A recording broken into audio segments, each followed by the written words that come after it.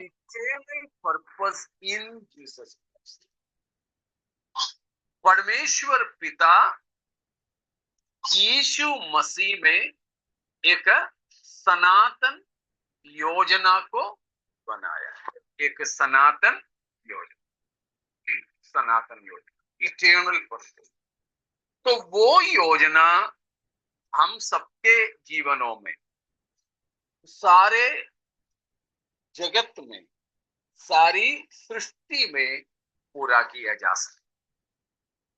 तो उसी के लिए हमें भी प्राथमिकता देना चाहिए, परमेश्वर की सनातन योजना।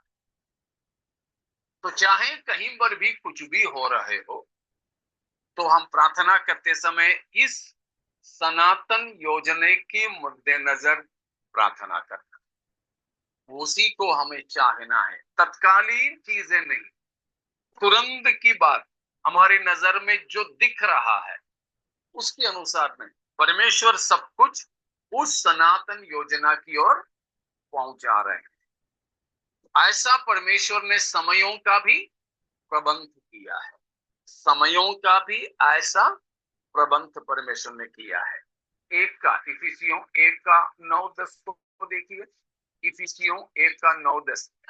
मेरे आवाज आप लोगों तक ठीक है ना ऑनलाइन में?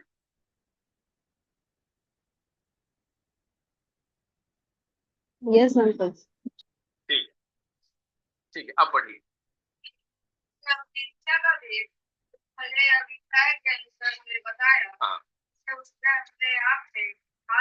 देखा, परमेश्वर की भले अभिप्राय, एफेसियंस 1:9-10। परमेश्वर की भला अभिप्राय, उसका मतलब इंग्लिश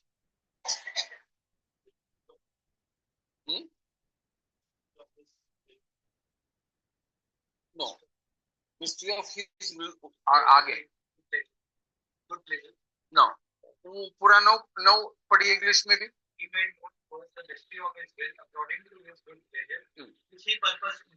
ओके, बीज गुड प्लेजर, सभी में गुड प्लेजर ही दिया है,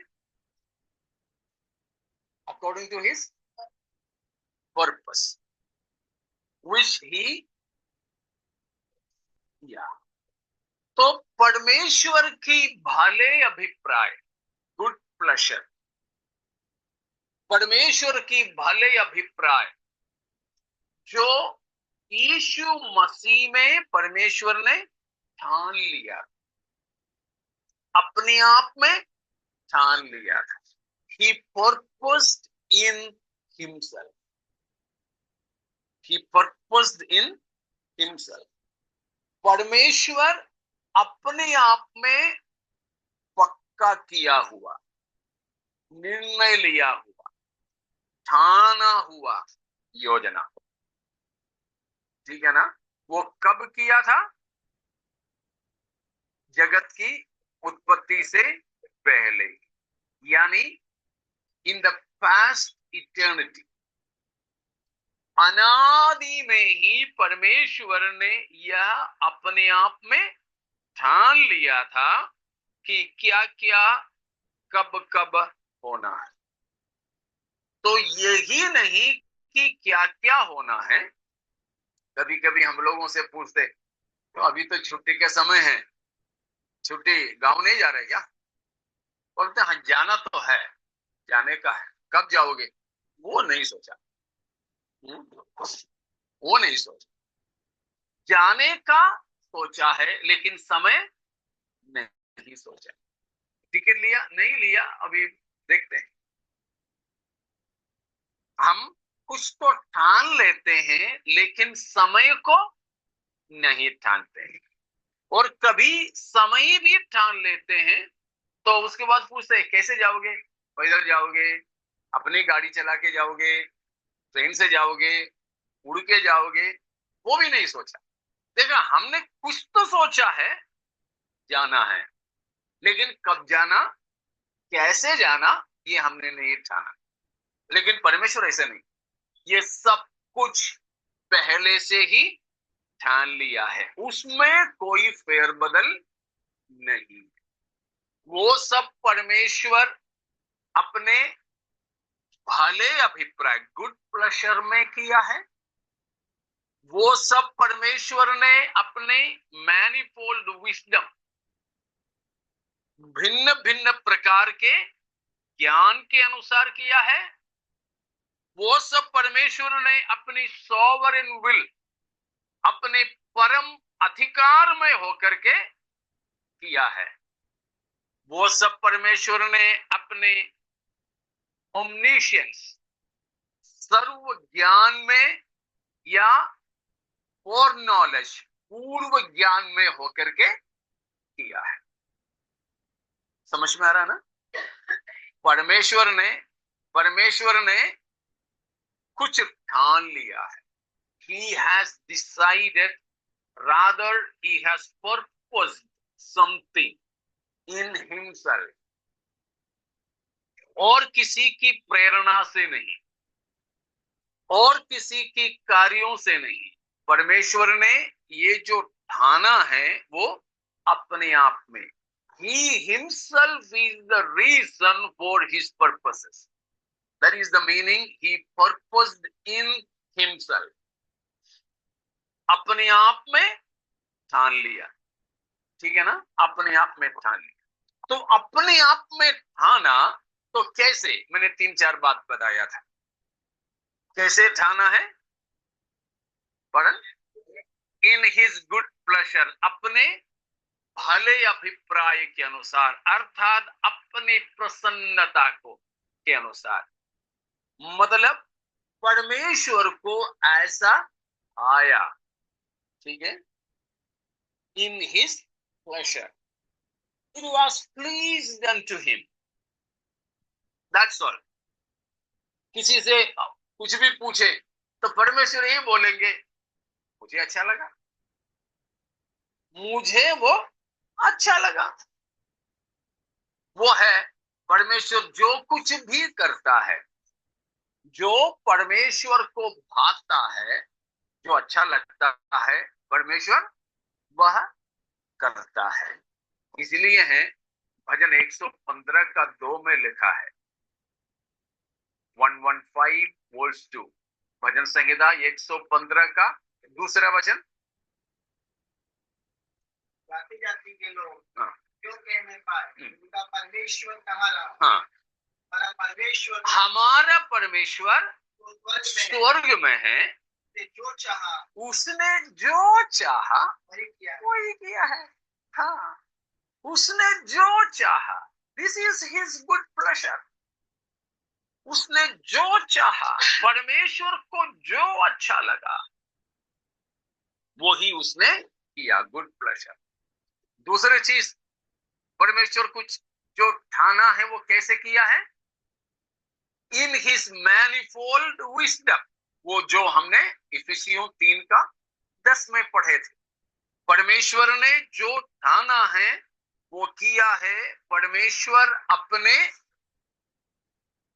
नहीं, उसके बाद वो सनातन मनसा कैसे बनाया? मैनिफोल्ड विजडम, हिंदी में कैसे दिया है? भिन्न प्रकार के ज्ञान, बहुविधमाय दैवत्तिंड ज्ञान। परमेश्वर के भिन्न प्रकार के ज्ञान, मतलब परमेश्वर का ज्ञान किसी एक तरफ का ही नहीं है, एक तरफ का नहीं।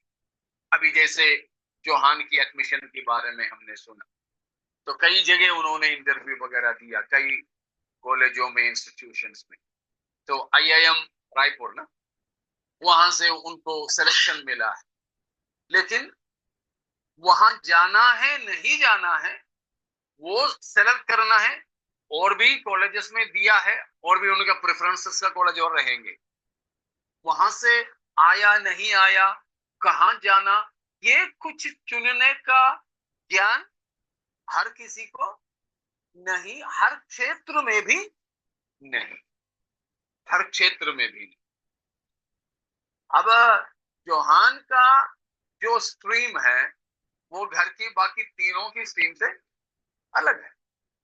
तो इसीलिए पापा से पूछे तो पापा इंजीनियरिंग का कुछ है तो बता के देंगे, उसमें माहिर होंगे, लेकिन ये लाइन उनका उतना ये नहीं। तो इस तरह हम किसी के भी पास में क्या नहीं है, मैनिफोल्ड विजडम, भिन्न भिन्न प्रकार के ज्ञान नहीं है। हाँ, अब टीचर लोग हैं, यहाँ की मैडम भी टीचर है, तो टीचर लोग हैं, हर सब्जेक्ट सिखा सकते हैं क्या? नहीं, उनका सिखाने का कुछ सब्जेक्ट्स रहता है। हाँ, हमारे वहां पर, हमारे मकान में कुछ दिन पहले एक आदमी काम करने के लिए आया, मकान मालिक नहीं भेजा, वो मिस्त्री का भी काम कर लेता है, प्लम्बर का काम कर लेता है, इलेक्ट्रीशियन का काम कर लेता है, पेंटर का काम करता है, कारपेंटर का काम करता है। तो जो कुछ भी काम है इसी को बुलाते हैं हमारे मकान मालिक। तो उसने खुद ही बोला मैं ये सारे काम करता हूं, लेकिन किसी में वो मास्टर हो सकता नहीं। हाँ, इधर थोड़ा बहुत कुछ जरूर कर सकता है, सभी में नहीं। तो ऐसे हैं कुछ लोग बोलते हैं क्या काम करोगे, कुछ भी काम, सब काम नहीं, वो कुछ भी काम करने लायक नहीं रहता है। तो जो काम करने वाला उनका कुछ ट्रेड रहता है, हाँ इस काम में कर सकता है। टीचर लोग उनका कुछ विशेष विषय रहता है। डॉक्टर लोग हर इलाज एक डॉक्टर नहीं कर सकता है। अगर ऐसा कोई डॉक्टर है हर इलाज करता है, मत जाना, लाश ही आएगा वापस क्योंकि वो नहीं हो सकता है। तो मतलब सब ज्ञान हर किसी के, मतलब किसी के भी पास नहीं है, लेकिन एक ही के पास है, हमारे परमेश्वर के पास। वो है मैनिफोल्ड विजडम, मैनिफोल्ड विजडम, भिन्न प्रकार की ज्ञान। और तीसरी बात, परमेश्वर जो ठाना है वो किसके अनुसार? अपना ओमनीशियंस के अनुसार, अपना फोर नॉलेज या ओमनीशियंस। ओमनीशियंस माने सर्व ज्ञान, फोर नॉलेज माने पूर्व ज्ञान। तो अपने पूर्व ज्ञान के अनुसार, सर्व ज्ञान के अनुसार परमेश्वर ने किया है। और चौथी बात है, परमेश्वर ने जो भी किया है, ठाना है, वो कैसे? किसके अनुसार? According to his sovereignty, sovereignty, परमेश्वर अपने परम अधिकार के अनुसार। क्योंकि कोई है क्या प्रभु से पूछने तुम क्यों कर रहे हो ये? No, he is sovereign. जो चाहे, वही हमने पढ़ा, जो चाहे, उसमें दो मतलब है। 115वां भजन संहिता का दूसरा वचन में हमने पढ़ा, लोग पूछते हैं तुम्हारा ईश्वर कहाँ है। मेरे साथ हो ना? लोग इस्राएलियों से पूछते हैं तुम्हारा ईश्वर किधर है। मुझे याद है, मैं मध्य प्रदेश में चर्च में था, तो चर्च के बगल में एक कॉलेज था, प्राइवेट कॉलेज, लड़के लड़कियां बहुत जाते थे। परीक्षा के समय में पहली बार, एक बार कुछ बच्चे अंदर आ गए, दरवाजा खटखटाए, मैंने गेट खोला, पूछा फादर, आप फादर हो ना? हाँ बोलो। ये चर्च है ना? हाँ। चर्च खोल के देंगे, हम प्रार्थना करना चाहते हैं, आज हमारे परीक्षा चालू हो रहा है, प्रार्थना करना। मैंने चर्च खोल के दे दिया, प्रार्थना करो। मैं चला गया। 4-5 मिनट के बाद मैं वापस आया, मुझे मालूम था कि ये लोग प्रार्थना नहीं किए होंगे अभी तक। मैं आया तो वे पर्दे उठा के देख रहे हैं, और जो प्रचार करने के लिए जो लेक्टेन पोडियम रखा है उसके अंदर देख रहे हैं, अलमारी खोल के देख रहे हैं। तो मैंने पूछा कि क्या ढूंढ रहे हो? भगवान किधर है? भगवान को ढूंढ रहे हैं। तो कोई दिखे तभी तो जाके हाथ जोड़े, यहां तो कोई नहीं दिख रहा। कुछ न तो वे लोग सोचे कि क्रूस तो दिखेगा, क्रूस तक तो नहीं दिख रहा। ऐसे ही इसराइलियम भी थे, उनके पास भी कुछ देखने वाला, दिखने लायक कोई देवता नहीं था। बाकी सबके पास में नहीं, बहुत सारे रखे हैं, एक नहीं तो एक हाजिर है। तो पूछे, कहां है तुम्हारा ईश्वर, तुम्हारा ईश्वर? इसराइलियों ने बोला, हमारे परमेश्वर यहां कहीं हमने बिठा के नहीं रखा है, वो कहां है? स्वर्ग में है। ये क्या कर रहा उधर? जो उसको अच्छा लगा वो, उसका दो मतलब है, एक तो परमेश्वर की प्रसन्नता की चीज वो कर रहा है, दूसरा परमेश्वर अपना मर्जी का मालिक। हम कोई भी अपनी मर्जी के मालिक नहीं है, हम कोई भी अपनी मर्जी की मालिक नहीं, लेकिन परमेश्वर अपना मर्जी की मालिक है। साधारण भाषा में वो है परमेश्वर की परम अधिकार, सॉवरेंटी का वही मतलब है। He has the right, he has the authority to do whatever he wishes to do. परमेश्वर को जो वो चाहता करने का अधिकार है। अधिकार ही नहीं है, उसके लिए क्षमता भी है। He is capable also to perform, to materialize what he wishes to. परमेश्वर जो करना चाहे वो कर सकता है, करने के लिए उसे अधिकार है, हक है और क्षमता भी है, क्षमता भी। वो है परमेश्वर ने यहां बताया, जो योजना परमेश्वर ने अपने आप में ठान लिया था, कि purposed in himself, उसी का है। हमने जो देखा सनातन योजना करके पौलुस ने बताया। मेरे साथ है ना आप लोग? तो परमेश्वर अपने आप में ठाना हुआ परमेश्वर की योजनाएं, उन योजना वो है परमेश्वर हमें जो बताया, the mystery of his will, उसकी उसकी इच्छा का भेद, परमेश्वर की इच्छा का भेद, the mystery of his will, वो हमें बताया है। क्या है? हाँ, आगे पढ़िए, 9 मिला करके पढ़ लीजिए एक और बार। क्योंकि हाँ। उसने अपनी इच्छा का भेद भले अभिप्राय के अनुसार हमें बताया, जो उसने अपने आप में ठान लिया। हाँ, इस समयों के पूरे वो क्या है?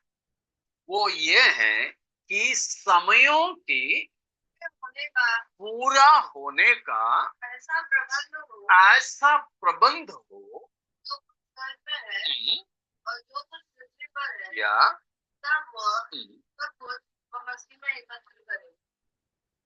समयों का ऐसा प्रबंध है, मतलब समय की शुरुआत से पहले ही समयों का प्रबंध परमेश्वर ने किया। सब कुछ के लिए परमेश्वर ने समय को ठहराया, ठीक है ना? सब कुछ के लिए समयों को ठहराया है। खास तौर पर हम यहां पर जो समझ रहे हैं परमेश्वर की जो सनातन योजना के अनुसार, वो सनातन योजना हमारे छुटकारे के संबंध में, in relation with human redemption, हमारे छुटकारे के संबंध में है। परमेश्वर ने जो सनातन योजना बनाया है, जो सनातन योजना बनाया है, उसके लिए, उसको पूरा होने के लिए परमेश्वर ने समयों का भी प्रबंध किया है। इसीलिए है प्रभु यीशु मसीह की जन्म के संबंध में वचन कहता है, कब यीशु मसीह का जन्म हुआ?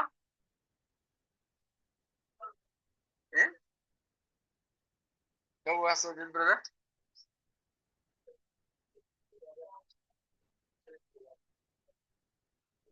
कब हुआ?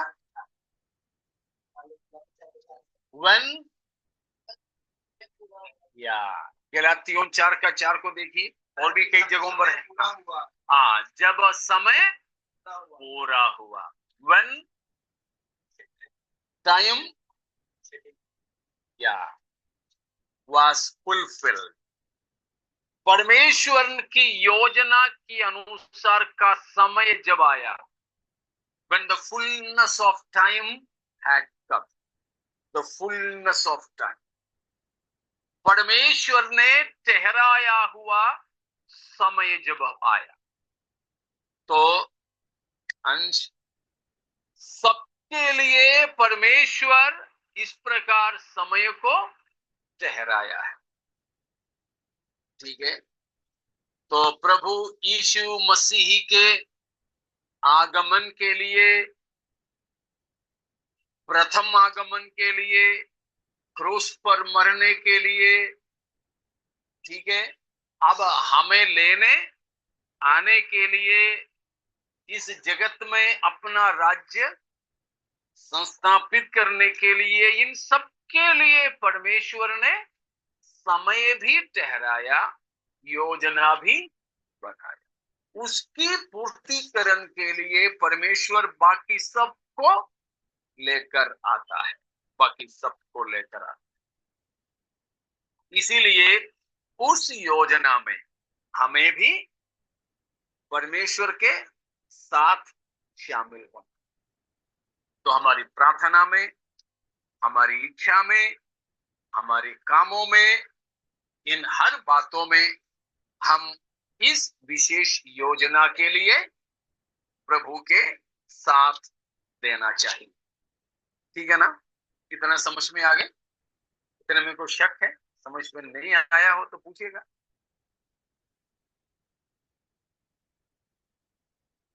नहीं समझ में आ गया? ठीक। तो हम वापस रोमियो 8 में आएंगे। इस रोमियो 8 में भी हमने अभी बताया हुआ कुछ बातें हम देख सकते हैं। उसकी 29 को पढ़ लीजिएगा, 8 का 29।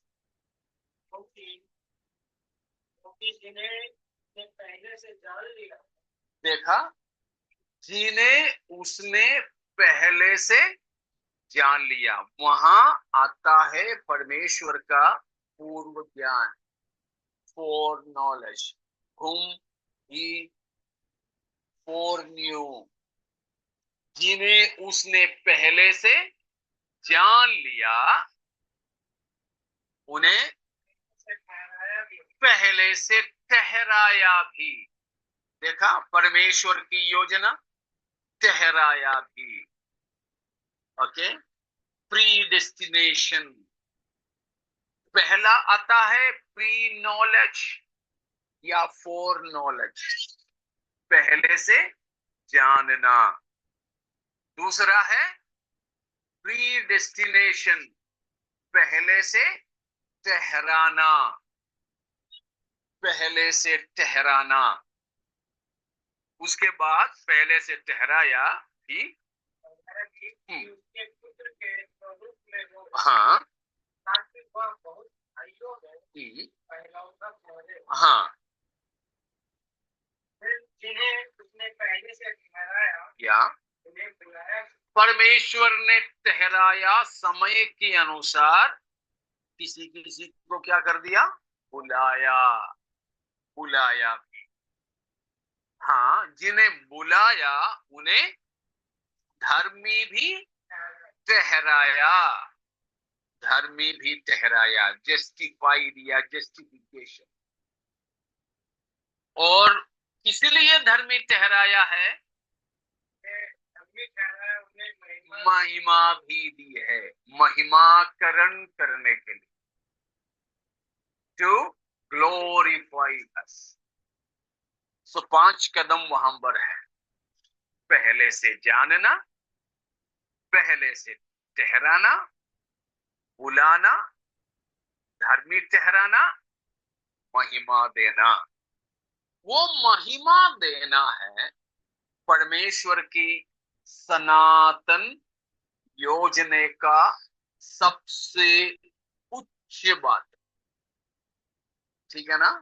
परमेश्वर की सनातन योजना का उच्च बात है। क्या है? हमें हमें सबसे उच्च बात, हमें महिमा देना। उस मकसद की ओर रास्ता है बाकी सब। जब से गणित करने वाले बच्चों को मालूम है, केवल किसी किसी बात का आंसर तो मालूम है, उत्तर तो मालूम है, लेकिन टीचर वो बोलेंगे उत्तर देने से नहीं चलेगा, उस उत्तर तक पहुंचने का रास्ता बताओ। रास्ता रास्ता नहीं लिखोगे, उत्तर ही उत्तर लिख के रखेंगे तो कोई मार्क नहीं मिलेगा, फेल हो जाए। तो परमेश्वर ने पहले से हमारे प्रति अपना सनातन योजना रखा है। वो सनातन योजना है हम महिमा पाना, हम महिमा पाना।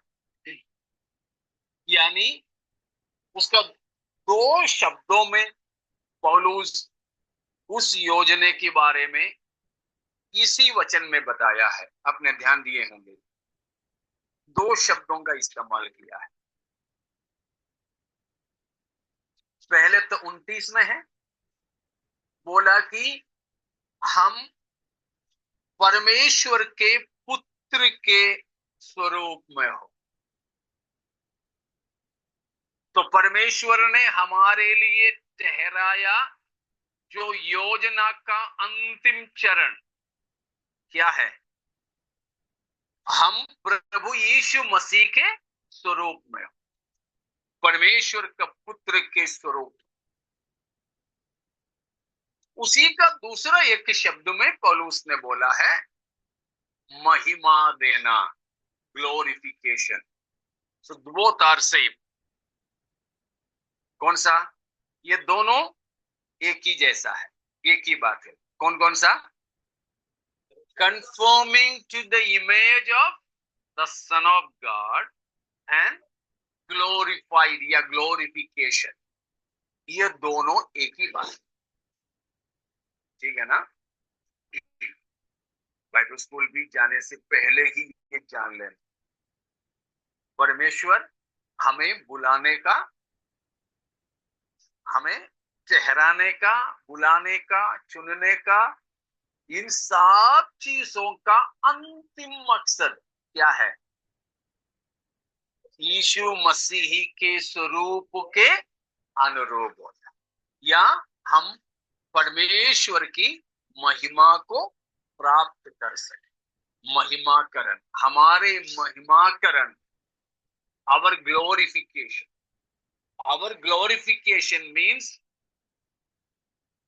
conforming to the image of Jesus Christ. हमारे महिमाकरण का मतलब है कि यीशु मसीह की महिमामय स्वरूप के अनुसार हो जाए। ठीक है ना? महिमामय मसीह की स्वरूप के अनुसार हो जाए। देखो, परमेश्वर की योजना का अंतिम जो चरण वो है साबित करने का एक और वचन, इब्रानियों 2:10। इब्रानियों 2:10, Hebrews 2:10।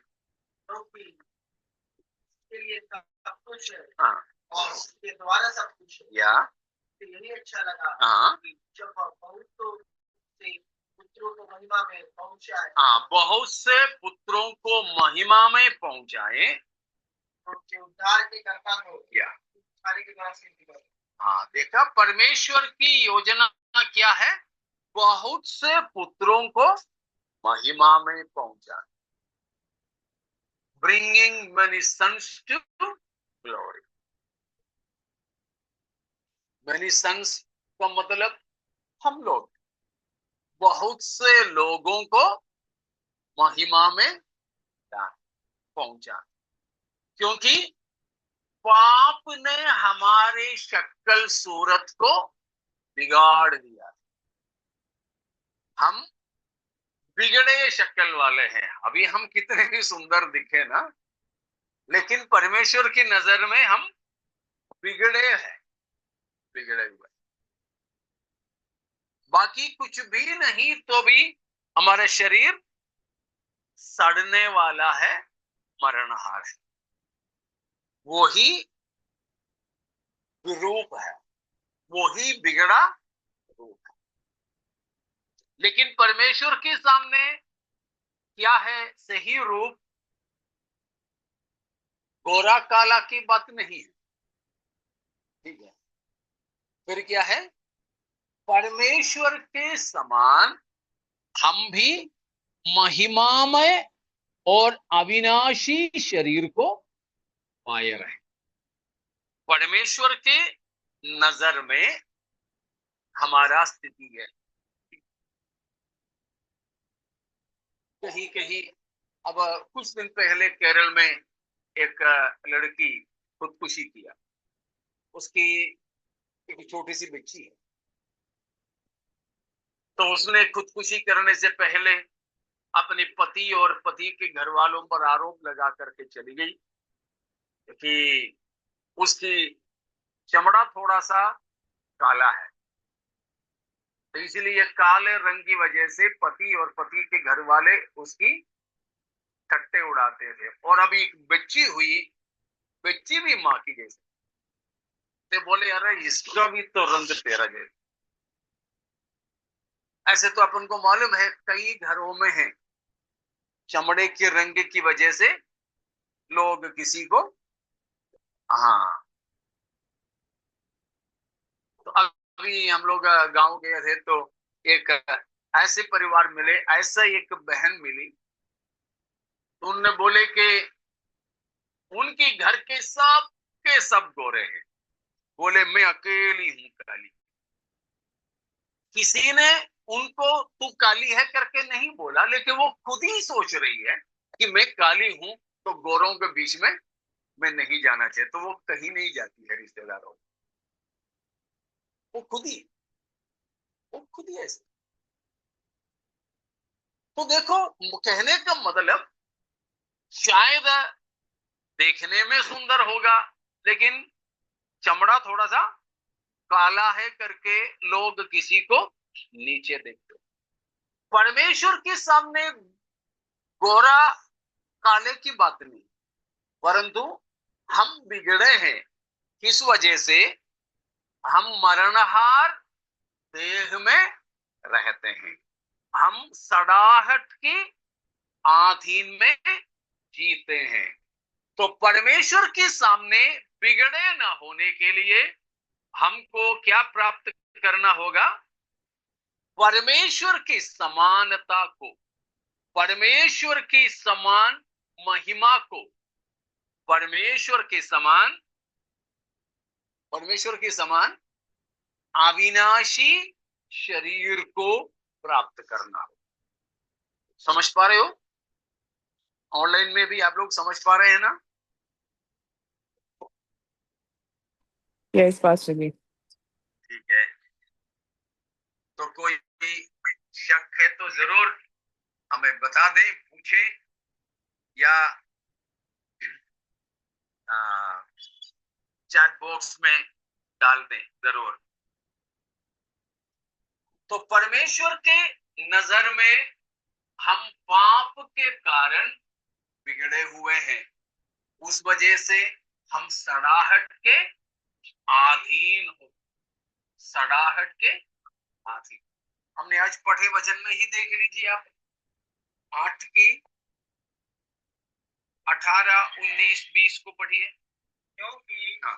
मैं समझता हूँ कि इस समय के दुख और देश उस महिमा के सामने जो हम पर प्रकट होने वाली है कुछ भी नहीं है। तो उस 18वां पद में भी, रोमियो 8 की 18 में भी पौलुस इसी बात को बताया कि हम पर एक महिमा प्रकट होने वाली है, हमें एक महिमा प्रकट होने वाला है। मतलब हम किसके समान होंगे? महिमा में यीशु मसीह के समान होंगे। हाँ, आगे। क्योंकि दृष्टि बड़ी आशा भरी दृष्टि से परमेश्वर के पुत्रों के प्रकट होने की बात जो रही, किस लिए? क्योंकि सृष्टि अपनी इच्छा से नहीं पर अधीन करने वाले की ओर से व्यर्थता के अधीन। दो बात वहां पर है, किसकी अधीन है? एक है व्यर्थता के अधीन, इस आशा से, ठीक है, हाँ, इस सृष्टि भी आप ही विनाश के दासत्व से छुटकारा पा सके, विनाश की दासत्व से छुटकारा पाए। देखा, सारी सृष्टि, हम मनुष्य सहित सारी सृष्टि, ये दो चीजों के अधीन है पाप के कारण। किन किन चीजों के? व्यर्थता के और विनाश, यानी डीके। ठीक है, तो इन दोनों चीजों के अधीन है। Every creation is subjected to illusion and decay. Illusion, उसमें शायद दूसरा शब्द दिया जी, फ्यूटिलिटी। फ्यूटिलिटी आज है, थोड़ी देर के बाद नहीं, वो है व्यर्थता। व्यर्थता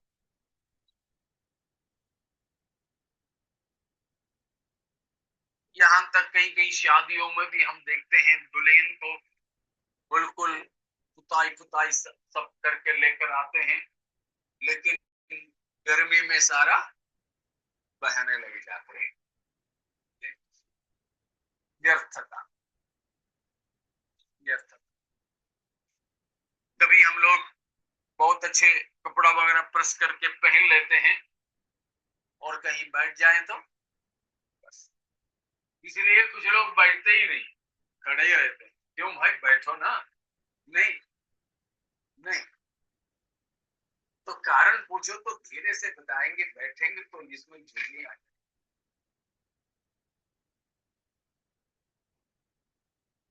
व्यर्थता, हम कुछ भी करो, नहा लो, धो लो, बस थोड़ी देर के बाद पसीना, गंदा होना, सब, तो सब कुछ व्यर्थता के अधीन है और सड़ाहट, सड़ाहट के अधीन। तो इनमें से छूटना है। केवल सड़ाहट से छूटना ही नहीं हमको, फिर क्या भी पाना है? आप मेरे साथ में, केवल व्यर्थता और सड़ाहट से, सड़ाहट के लिए दूसरा शब्द कौन सा दिया बाइबल में? विनाश। हम व्यर्थता और विनाश की गुलामी से छूटना ही नहीं परमेश्वर की योजना, फिर क्या है?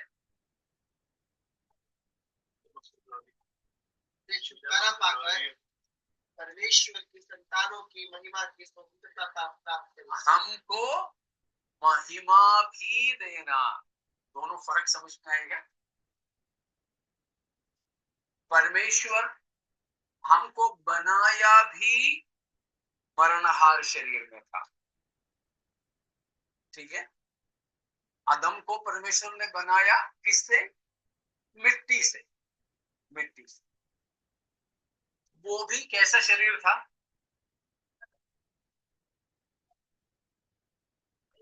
मरणहार शरीर। मरणहार शरीर। इसीलिए प्रभु ने कहा इस पेड़ का वृक्ष तुम न खाना, जिस दिन खाओगे उस दिन तुम, that means he could turn to be perishable, he could become fallible, he could become corruptible। मिट्टी था, मरणहार देह में उसको बनाया था। हाँ, पाप नहीं किया होता तो आज भी आदम दादा हमारे बीच में होता है। ठीक है, पाप अगर नहीं किया होता तो आदम आज भी हमारे बीच में होता, लेकिन ऐसा शरीर में बनाया था कि पाप करें तो वो पाप करे तो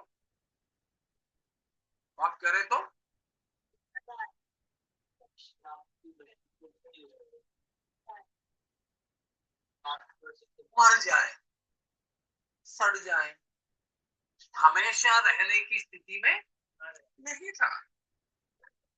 लेकिन अब हमें मिलने वाला शरीर अविनाशी शरीर। ठीक है, अविनाशी शरीर, उसमें कुछ भी करो तो भी नाश नहीं। लेकिन परमेश्वर की योजना हमारे लिए केवल यह नहीं कि हम अविनाशी दिशा को प्राप्त करें। समझ रहे हो अच्छे से? अभी हम लोग, एक और बार मैं आपको शुरू से लेकर आता, परमेश्वर ने आदम हव्वा को मिट्टी से बनाया। वो शरीर मरणहार शरीर था। ठीक है, मरणहार शरीर था, उसी के लिए मिट्टी से बनाया परमेश्वर। नहीं तो स्वर्गदूतों की जैसा शरीर में बना ले। स्वर्गदूतों का शरीर हमें नहीं मालूम किससे बना है, लेकिन वो अविनाशी शरीर। लेकिन आदम का, मनुष्य का शरीर मरणहार शरीर था। इसीलिए चेतावनी भी दिया कि जिस दिन तुम खाओगे उस दिन मर जाओगे, मतलब मर सकता था। और आदम का शरीर को जिंदा रखने के लिए प्राणवायु की जरूरत था कि नहीं? खाना खाने की जरूरत था कि नहीं? हाँ। विश्राम करने की जरूरत था। हाँ। इसलिए मैंने बोला वो मरणहार शरीर था। मरणहार शरीर। आदम हव्वा पाप नहीं किए होते तो कैन और हाबिल पैदा होता?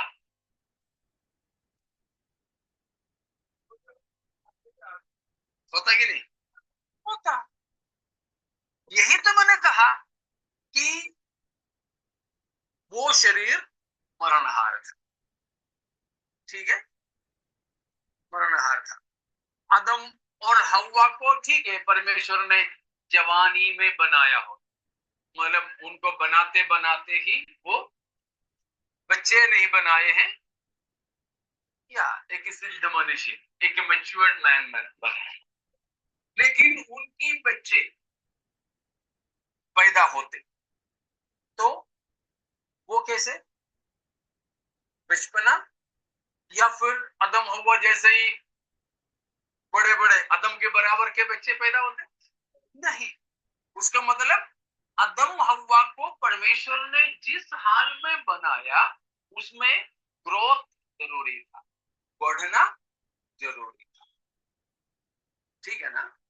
तो मरणहार शरीर में ही परमेश्वर ने आदम हव्वा को बनाया था, वो इसीलिए बनाया था कि may be redeemable, he become redeemable।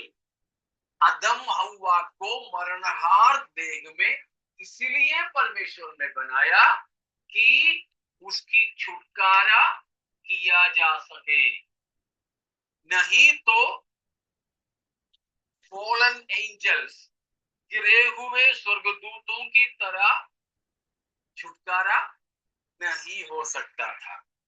इसीलिए अदम हव्वा पाप करने के बाद मरणहार अवस्था में, पापी स्थिति में जीवन का वृक्ष का फल खाने नहीं दिया।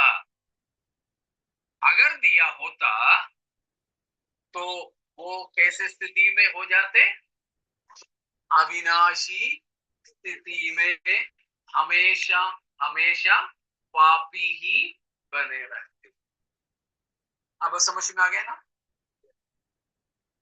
तो अदम हव्वा की सृष्टि ही मरणहार थे। और दूसरी बात, पाप करने के बाद हम रोमियो 8 की 19-20 में जो पढ़े उसके अनुसार हम व्यर्थता के अधीन और विनाश के अधीन बन गए।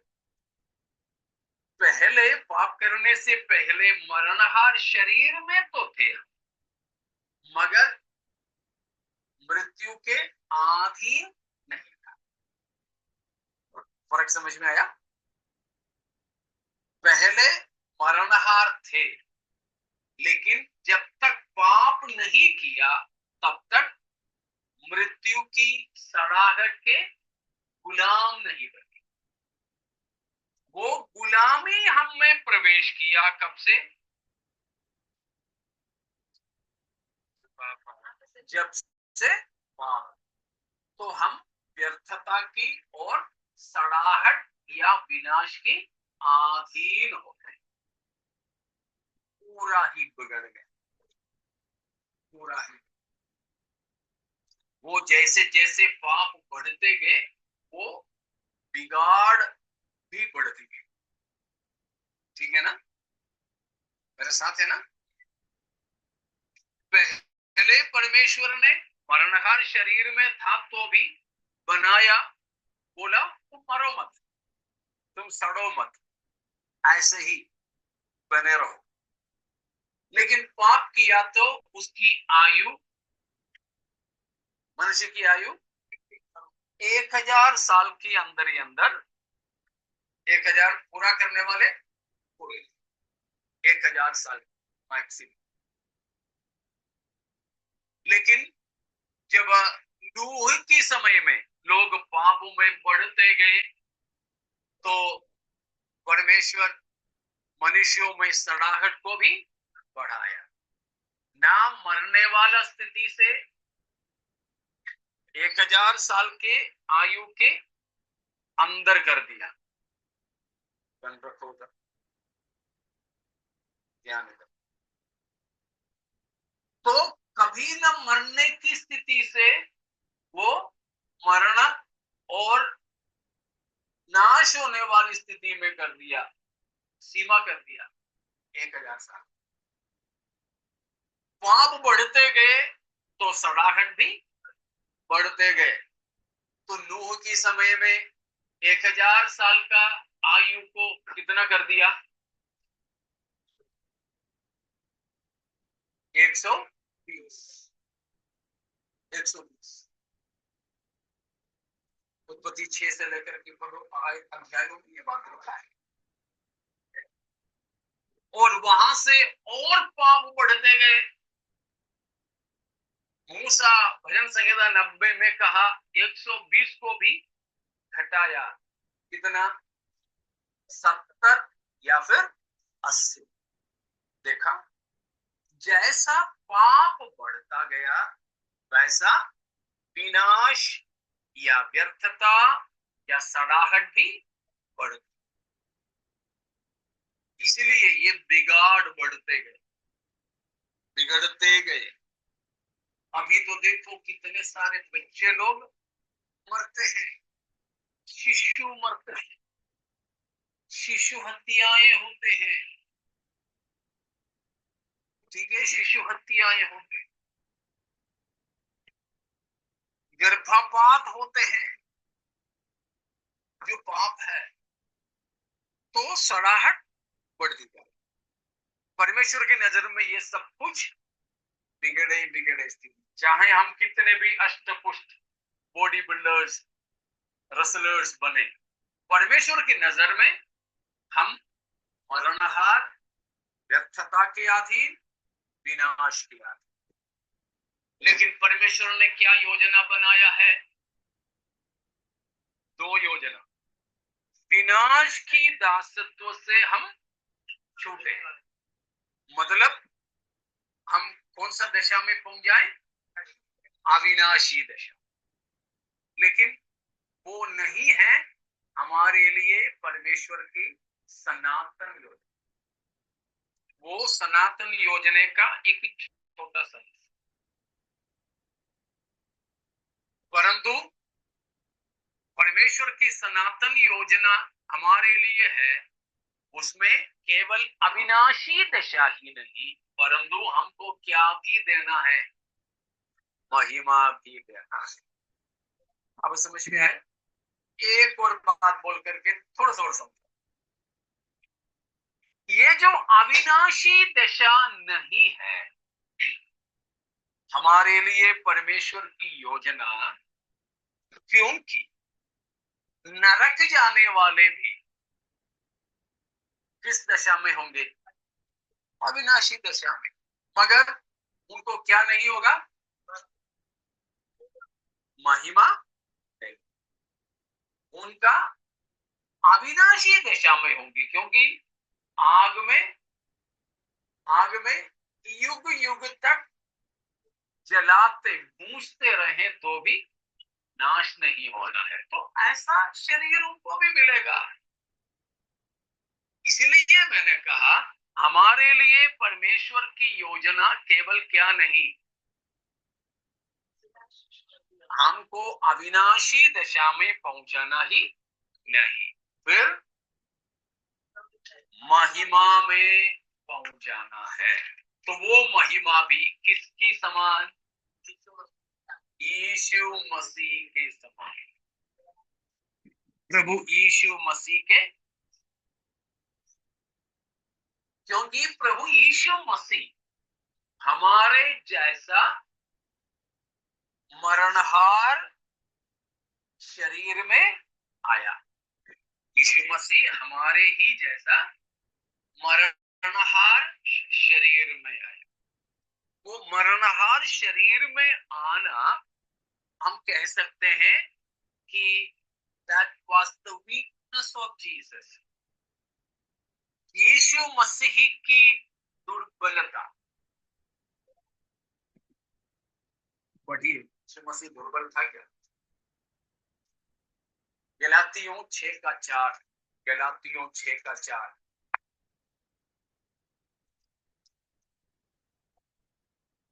बस हर एक अपने काम को जांच ले, और तब दूसरे के विषय में नहीं परंतु अपने ही विषय में उसको घमंड करने का अवसर होगा, क्योंकि हर एक व्यक्ति अपना ही बोझ उठाएगा। सॉरी, दूसरा कुरिन्थियों 13:4 है। दूसरा कुरिन्थियों 13:4। वह निर्बलता के कारण, हाँ, यीशु मसीह निर्बलता के कारण क्रूस पर चढ़ाया गया। तो भी परमेश्वर की सामर्थ्य से या जीवित है।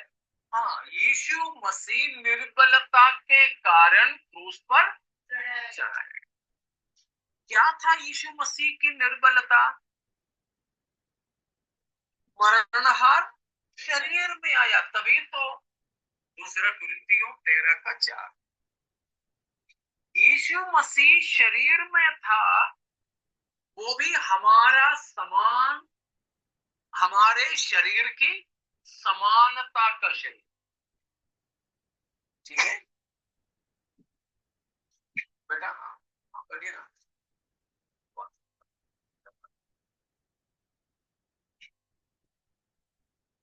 ठीक है, ध्यान दें, यहां पर यीशु मसीह निर्बलता के कारण क्रूस पर चढ़ाया गया। मसीह हमारे समान पापमय शरीर की समानता में आया। पापमय शरीर में यीशु मसीह पापमय शरीर में आया या पापमय शरीर की समानता में आया? समानता में। रोमियो 8:3 में लिखा हुआ है, ठीक है। तो मसीह हमारे पापमय शरीर की समानता में आए, मरणहार शरीर में आए, ठीक है, मरणहार शरीर में, सड़ने वाला शरीर में आया। लेकिन लेकिन परमेश्वर अपना पवित्र जन को सड़ने नहीं दिया, इसीलिए सड़ने से पहले ही मसीह को जिलाया, ठीक है। मसीह सड़ने नहीं दिया, मरणहार शरीर में था, लेकिन यीशु मसीह हमारे खातिर उस निर्बल शरीर को धारण किया है, क्रूस पर मर के हमारे छुटकारे का पूरा दाम चुकाया है। सड़ने से पहले पिता ने अपना पुत्र को जिलाया। वो जो शरीर यीशु मसीह जिस शरीर में पैदा हुआ, यीशु मसीह जिस शरीर में प्रकट हुआ, ठीक है, जिस शरीर में पैदा हुआ और जिस शरीर में प्रकट हुआ, जिस शरीर में प्रभु यीशु मसीह मारा गया, अर्थात जिस शरीर मसीह का मारा गया, जिस शरीर दफनाया गया, उसी शरीर में प्रभु यीशु मसीह जी उठा। कई लोग जैसे सोचते हैं वैसे यीशु मसीह अब एक फैंटम नहीं है। फैंटम का मतलब एक रूह, एक आत्मा। यीशु मसीह केवल एक आत्मा नहीं है, अभी मसीह को एक शरीर है, यीशु मसीह को एक शरीर है। किसकी जैसा शरीर?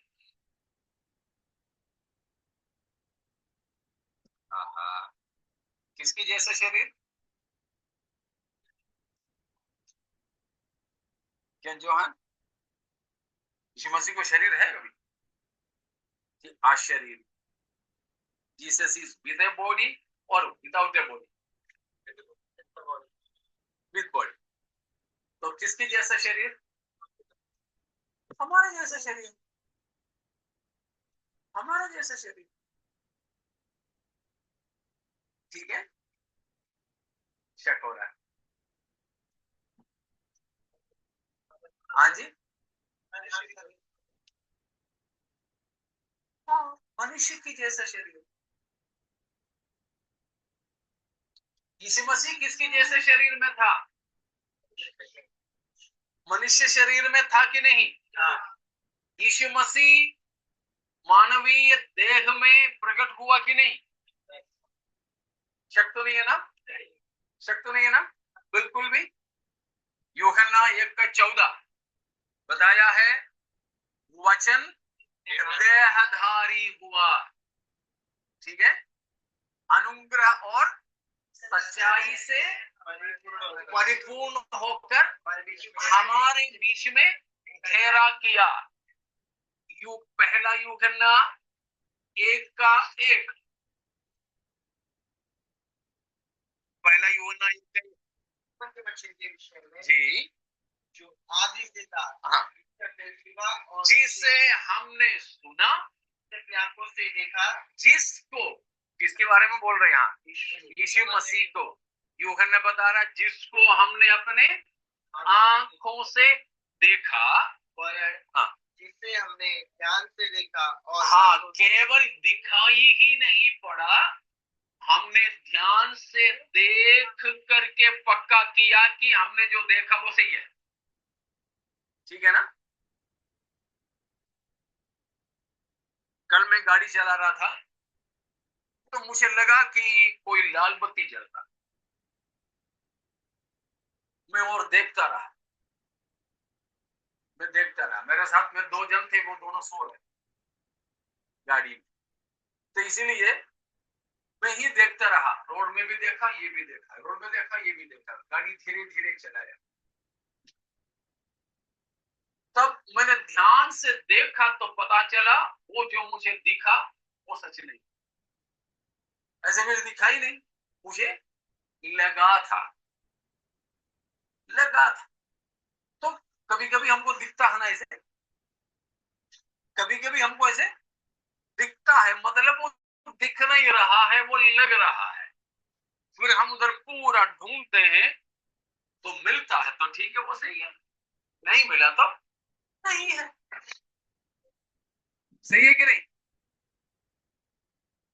शायद हम रेलवे स्टेशन में भी खड़े हैं कि मुझे ऐसा लगा कि सुरजीत भाई खड़े हैं, जब मैं शायद दौड़ के पहुंचे तो गायब है।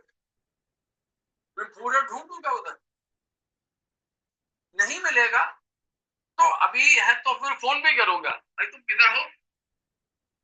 अरे मैं तो फलाना जगह। अच्छा, क्यों? कि मुझे आपकी जैसा लगा इधर कोई, अब तो नहीं था ना, इधर तो नहीं था, नहीं मैं तो इधर ही, बस खत्म। तो मुझे दिखा, मगर वो जो दिखाई पड़ा वो सही नहीं था। वो पक्का करने के लिए मैं ध्यान से फिर देखता। तो यूहन्ना बताता है जिसे हमने सुना, जिसे हमारी आंखों ने देखा, देखा ही नहीं वरन ध्यान से देखा, फिर और हाथों से छुआ। तब लगा कि हाँ सही है, तो जाकर के पकड़ के देखा तो पता चला ये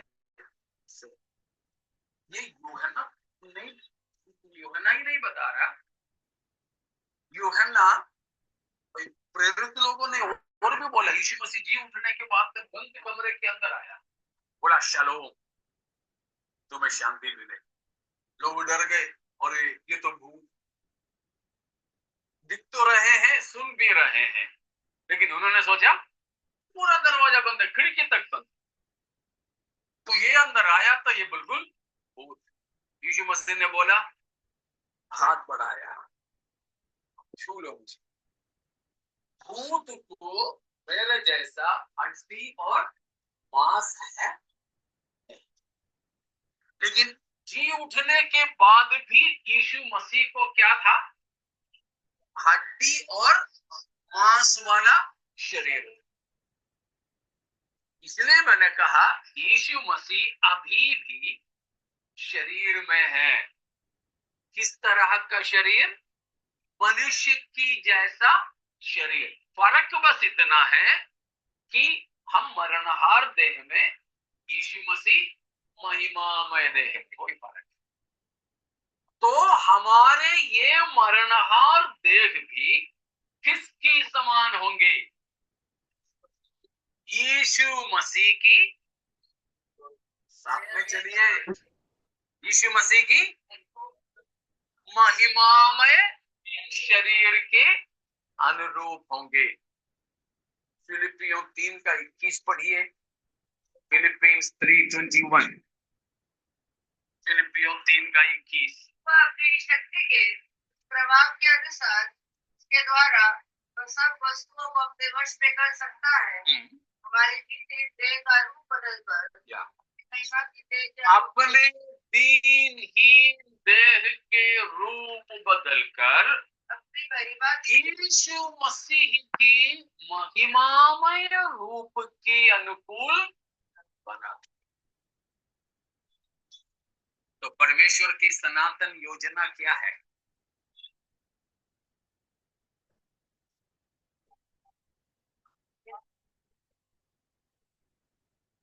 बताइए ना, नहीं तो फिर यही सब प्रचार 1.5 घंटा और करूंगा। अब इतना तक समझ में नहीं आया तो ऑनलाइन वाले भी बोल सकते हो।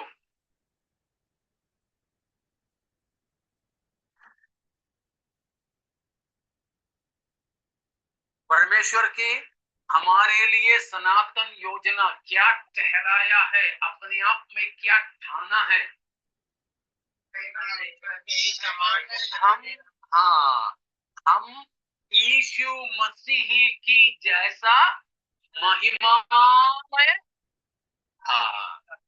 देह के अनुकूल में या अनुरूप में महिमा को पाए। ठीक है ना।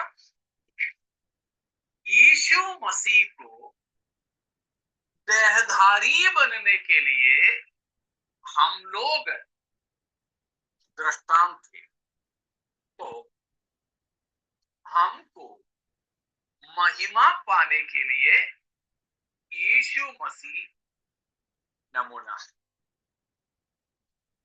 समझ में आया ना? समझ पाए? For Jesus to receive the flesh or to become flesh, we were the example.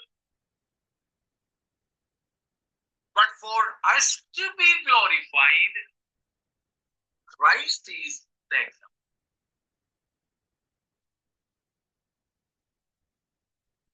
ठीक है। यीशु मसीह को देह धारण करने के लिए वो हमारे समान बना। अगेन Hebrews 2:14-15, इब्रानियों 2:14-15। ये जबकि लड़के मांस और लहू के भागी लड़के यानी हम लोग मांस और लहू के भागी हैं, वह आप भी वो यीशु मसीह स्वयं भी जिस बार हमारे समान का सहभागी हो गया, हमारे मांस और लहू की शरीर की सहभागी बन गया। बस ठीक है ना। हम लोग मांस और लहू के शरीर वाले हैं, इसीलिए यीशु मसीह देह धारण में क्या किया, हमारे जैसा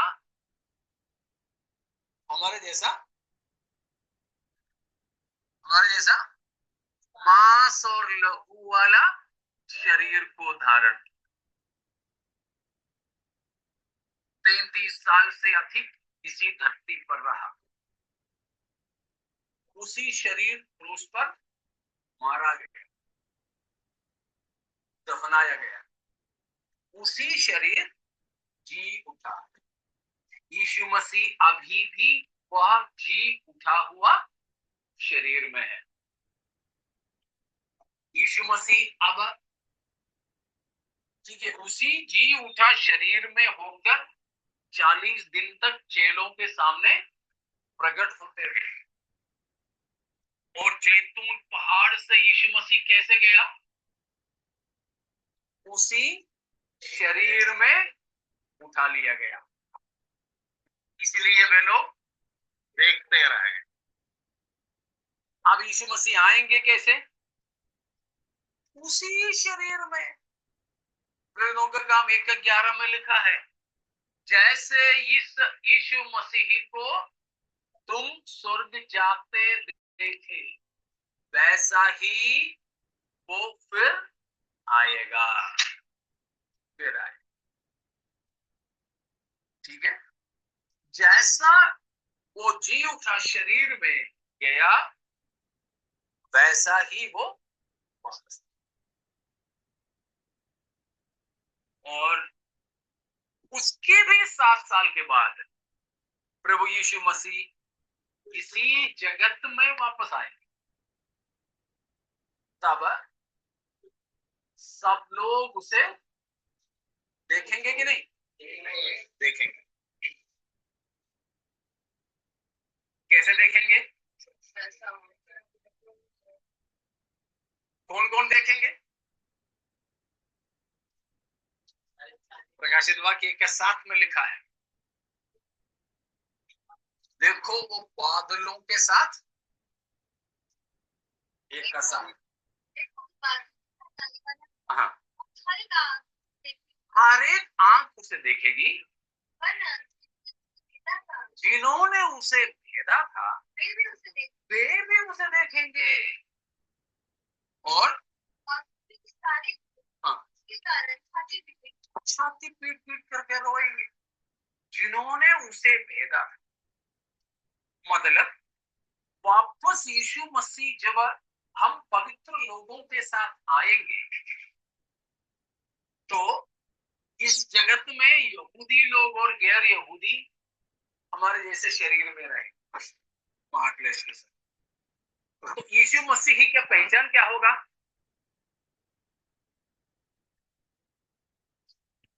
मसीह की पहचान क्या होगा?